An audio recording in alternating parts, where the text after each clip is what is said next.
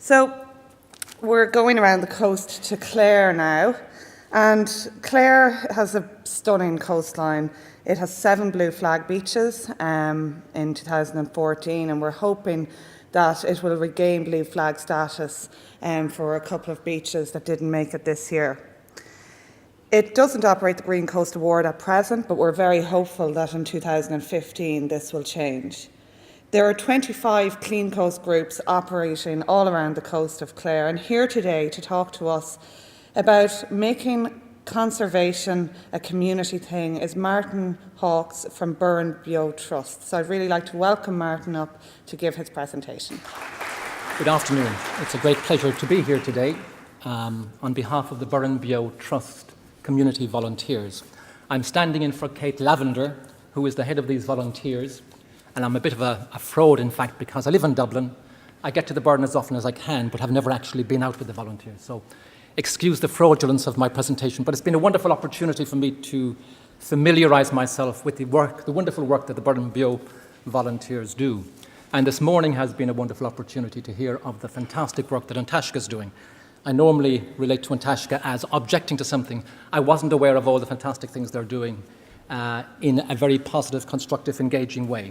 So today has been a real education for me. And the themes of this presentation are about community, education, and awareness raising. And the Burren, to start with, we think of it as an upland area of karst limestone pavement, upland and lowland. We rarely think of it as a maritime area, but in fact there is a very significant exposure to Galway Bay and the wide Atlantic. And there's a wonderful picture of the iconic Mullaghmore Mountain thrust up into these wonderful curved shapes by tectonic forces over time. And down here we have Black Head on the wild Atlantic Way, and you can see the wonderful tiered limestone pavement which was set down 340 million years ago under warm, shallow seas. A wonderful mirror, actually, of natural climate change, unlike the anthropogenic climate change which we're experiencing on our coasts this year and which is casting up a lot of debris and other mischief. Here we have Glenina Castle, which reminds us that the Burren, despite being this wonderful, vast limestone plateau, the most significant karst landscape perhaps in the world, is very much an inhabited landscape. And its human heritage is perhaps even more impressive than its natural heritage. We know about its flora and fauna, but in fact it's been inhabited for about 6,000 years in terms of geological and archaeological record. And a key aspect of the work of Burrenbeo Trust is valorising community, working with community, awareness raising. One of the signal things done by the Trust is its work with national schools. And each year, 11-week programmes are run in the national schools of the Burren with the young kids. And this year, we graduated our 1,000th graduate, Burren expert from these schools. And these kids go home full of awareness for their environment, and they in turn enthuse their parents and their grandparents and the wider community about the significance of the special landscape they are privileged to live in. And there is a wonderful erratic from the receding glaciers, which reminds us that the Burren is a conversation between ice, water, and limestone. Burrenbeo Trust, set up in 2008 by the inspirational Dr. Brendan Dunford and his wife, Anne O'Connor, and it's Ireland's first landscape and conservation charity. And in 2008, the conservation volunteers were established under the aegis of the Trust. And you can see here the evolution of the Burrenbeo Conservation Volunteers over that period. There are over 200 volunteers on the books, but active volunteers are about 80 or 90, and 19 or 20 active events in which they are engaged. Education, I mentioned at the outset, and this is a theme running through earlier presentations, is key to what the Trust does. Volunteers need to know the how of what they are doing, but also the why. And in 2012, a committee was set up so that they could enhance their self-governance and the sense of ownership of the group. In 2013, 12 volunteers completed the first outdoor first aid course, so that on each project in which they are involved, there is a qualified, designated first aider. And this gives an impression of the range of activities in which the volunteers are engaged, from butterfly habitat management to coastal cleanup. And in all of this, they work very closely with experts on a range of subjects, including botanists, farmers, archaeologists, and entomologists. Again, education, expertise, awareness, opening of eyes. This is an example of a wonderful landscape in the middle of the Burren in Carron, and a lovely place to be on a sunny day, as you can see. And this is about butterfly habitat management. And this is one of the richest breeding sites of many of the threatened species of butterfly. All 4 Irish fritillaries breed here, as does a large number of commoner species. And the problem is that this is organic landscape. You can't go in there with pesticides, and you can't go in there with machinery.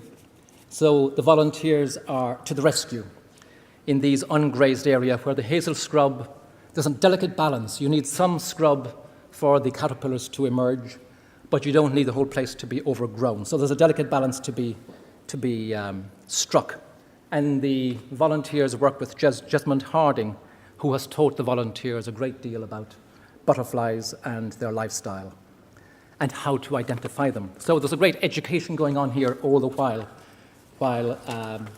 the volunteers are out on the landscape.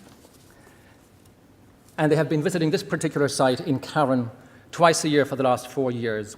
And the result is now there is a visible difference in the amount of caterpillar webs being recorded. And there's a lovely picture of the marsh fritillary caterpillar basking in the sun on their web. Oh, to be there. And there's a lovely example of the marsh fritillary butterfly. We'll be coming onto the coast presently, by the way. The Burren is an inhabited landscape. I was involved in the restoration of a tower house there. This is obviously one that won't be restored, but it can be rescued from overgrowth by blackthorn. And this one is in Kappa and was rapidly being engulfed. Here's a before and after scene from a court tomb in Doolin.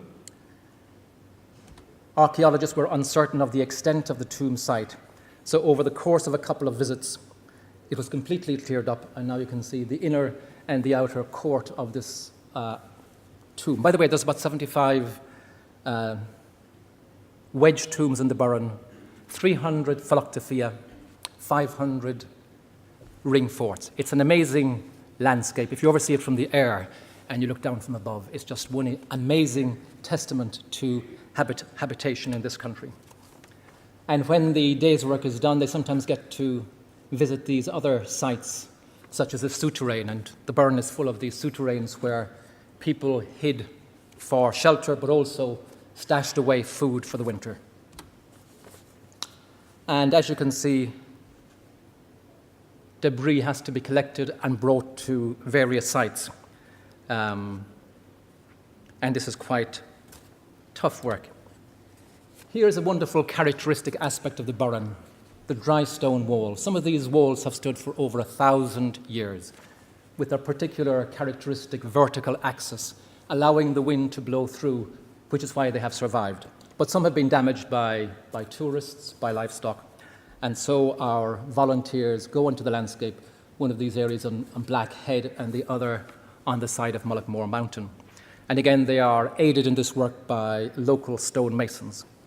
So there's expertise being developed all the while. Hard physical work, and sometimes the unexpected will crawl out from under a rock. This is a slow worm, which was asleep under a rock while they were rebuilding the wall. This is a controversial thing, an expression of creativity. I have heard local artists describe this as man's desire to be creative. So he emulates his ancestors by creating these dolmens, look-alike dolmens on the landscape. To the archaeologists, they're an eyesore, a blight, a horror. Anyway, I won't adjudicate on that, except to say that our volunteers, at the end of the tourist season, they visit the hotspot sites and they restructure the landscape, restore the landscape to its natural, pristine beauty. But I like the idea that we are in need of opportunities for expressing creativity. Archaeology, the volunteers work with a number of local archaeologists who are willing to train the volunteers and allow them to assist in their excavations and follow-up work. And the volunteers are a vital resource for these often underfunded archaeological projects in the Burren. And many of the volunteers have gone on to do diplomas in archaeology at NUIG, again, inspired by their work on the landscape. This is another project, the maternity roost site management for bats. And the lesser horseshoe bat is an extremely important species, and the Burren is one of the few places in Ireland in which it is found. And they are fortunate to work with the Vincent Wildlife Trust in managing the land around one of the bat's rare maternity roosts, under the guidance of Kate McCaney, and I hope I'm pronouncing her name correctly. And here is a stables, an amazing old stable with the stalls intact and with the bats roosting in the roof. In fact, I was down at the Burren College of Art this week, end of last week, and I didn't realize the new building is littered with bats, and the old restored Tower House also has bats. So the bats, I was asking somebody, are they not a problem? They said, not a bit. They coexist with the students, and there's no problem. So it's a wonderful ecology of live and let live. And here we come to the event of today, which is coastal cleanup. Last but not least, there are few enough sandy beaches in the Burren, and the rocky coastline brings its own set of unique challenges. Here you see the terrain is oftentimes quite rough, and depending on access, the volunteers occasionally have to drag the collected waste over long distances, resulting in some extreme wheelbarrowing in some areas. And oftentimes the rubbish is quite awkward and heavy to carry, as you can see.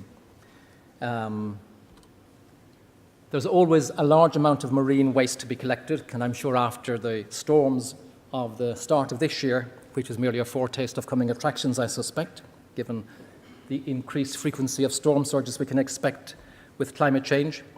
The record in one of their collections was 1/4 ton of waste, with the result that they wear out their poor volunteers who have to lie down at the end of a tiring day. One of the positive aspects, according to this, is that the storm debris, once it's cleared from this coastline, in any case, and this runs maybe counter to some of the other presentations, they say it stays pretty clear for the next year or two. Happy days. So I said at the outset, the theme of this is about education, volunteering, awareness raising, and in that process, developing a great esprit de corps, a great determination and a great enthusiasm. And we are indeed very proud of the work of our Burrenbeo volunteers. Thank you very much.